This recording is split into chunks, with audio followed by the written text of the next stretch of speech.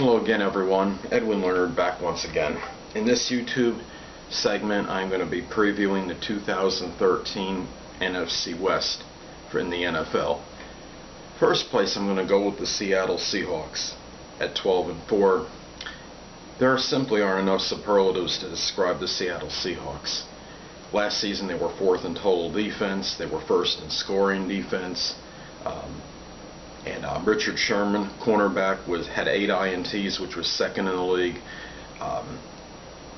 Safety Cam Chancellor, he's stupendous. He's very, he really helps their pass defense, I think, tremendously. And they added defensive tackle Tony McDaniel and cornerback Antoine Winfield to augment, an already very strong, defense that they have. And a maligned offense, showed a lot of improvement towards the last half of the season, and they scored at least 20 points in their final 11 games, including the postseason. Last home loss was in 2011 to guess who? Don't be flabbergasted or shock people. San Francisco 49ers. 8-0 at home last season. The team is virtually invincible at home. If they get home field advantage this season, I think they can blitz through the postseason. They can go right to the Super Bowl, and that's going to be key. If they get home field advantage, they may need it more than most any other team due to the fact that they are such a stellar home team. And again, I have them winning the division. Second place, I'm going to go with the San Francisco 49ers at 11-5. It looks like they have lost wide receiver Michael Crabtree for at least the majority of the season. The team was second in points allowed, 11th in points scored. Colin Kaepernick had a phenomenal season for San Francisco. Can he do it again? Can he, have a duplication of what he did this past season? Only time will tell. What concerns me is that, I don't think they can win the division this season. They're a playoff team, I believe. However, due to Seattle being far from stagnant in the offseason, and they have, Seattle was very active in their during the offseason, coupled with the fact that San Francisco has lost Michael Crabtree for at least the majority of the season, I think that's going to play a role in determining whether they can win the division or not. Colin Kaepernick threw 14 touchdown passes last season, including the postseason. 8 of them went to Crabtree. So Crabtree played an integral role in the offensive success for 49ers with Colin Kaepernick. Also, the 49ers don't exactly have history on their side. As far as any Super Bowl losers, only 2 have come back to win the Super Bowl the next season. So they, I think the odds are really against them. A lot of people think that they are going to win the Super Bowl this season. I'd like to see if Colin Kaepernick can duplicate what he did last season. Our team's going to formulate schemes and plans to be able to kind of counteract or at least neutralize to some degree his great running ability. He's very versatile. He can do a lot of different things. He's a great passer. And is also a great runner as well. He's a dual threat. But will we see that again this season, or will that maybe taper off a little? That's going to be interesting to see. 49ers did add wide receiver Anquan Bolden, and they got linebacker Navarro Bowman, and who was tied for second in the NFL in tackles last season. So, this is a very fundamentally sound team, but I think I like Seattle just a little bit more. Third place, I got the St. Louis Rams, 9-7. The team showed prodigious strides in one season. 2011, they allowed 55 sacks. 2012, they improved that by 20, only allowed 35. With a revamped offensive line, they went from 2-14 in 2011 to 7-8-1 in 2012. So they improved immensely in the win department. I think they could do a little bit better this season. Quarterback Sam Bradford had a solid season, 21 touchdown passes, 13 INTs, threw for over 3,700 yards. They won 4 of their last 6 games, so they kind of ended the season on a little bit of a rampage. They played very well towards the end. They were competitive in a number of their games. Red zone TD percentage is about 51 in 2012, which is okay. They added OLT Jake Long in the offseason, which should really augment an already pretty strong offensive line.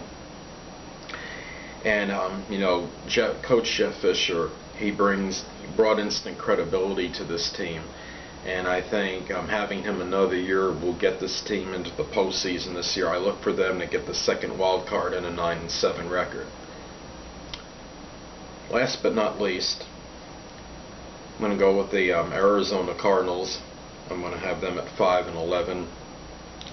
The team went 5-11 last season. They started out 4-0 on a flourish, and it really looked like this team was going to be going places, including a wins I believe over Seattle and New England. So they were defeating upper echelon teams as well. But then they faltered down the stretch. They went 1-11 in their final 12 games. In their final 12, they scored over 19 only once. Now, they acquired quarterback Carson Palmer in the offseason, but I don't know if he can single-handedly, miraculously turn this thing around for Arizona or not. They were dead last in total offense in 2012.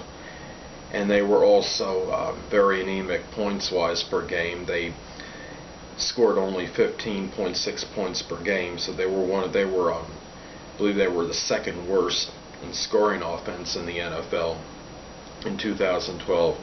Now, wide receiver Larry Fitzgerald, at least according to his standards, had an off season. He had 798 yards in receiving.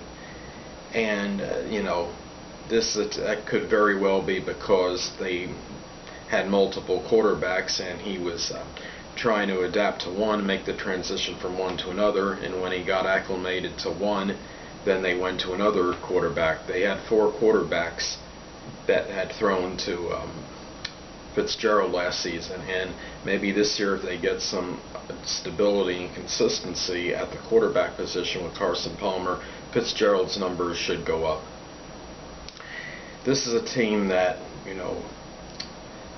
really they have a daunting task ahead of them, because they're going to have to face, San Francisco, an improving St. Louis team, and, arguably they're close to about the best, in the league, especially on defense. Seattle Seahawks got to play these teams a total of 6 times. In the last 3 seasons, they are 6-12. The Arizona Cardinals are against their division, and to me, that does not bode well for them this season.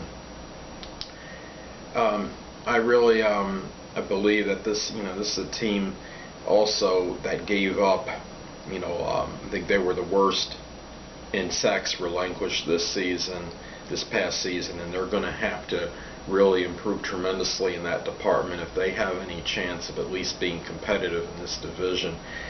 I think if this team could find a way to get to like even 7-9, 8-8, that could be something, some kind of accomplishment for this team, considering the division that they are in. This is far from a lackluster division. It's very good, and really, Arizona is, this is a team that really, has a lot of rebuilding to do. This could be a reclamation project that they're facing right now. They really hope to get some good play out of offensive guard Jonathan Cooper, who was drafted in the first round, number 7 overall.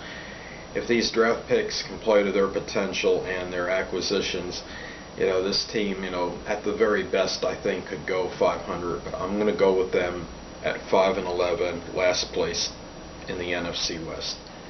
Well, people, I'm just going to give you my rundown again and show you my predicted order of finish. But the records and the teams, just hold on a second.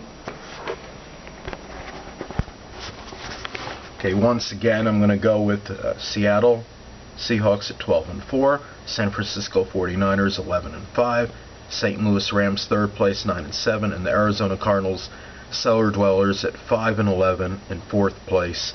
And next time round, I'm going to give you my predictions for the AFC playoffs in 2013-14 season. And until next time, people, stay well.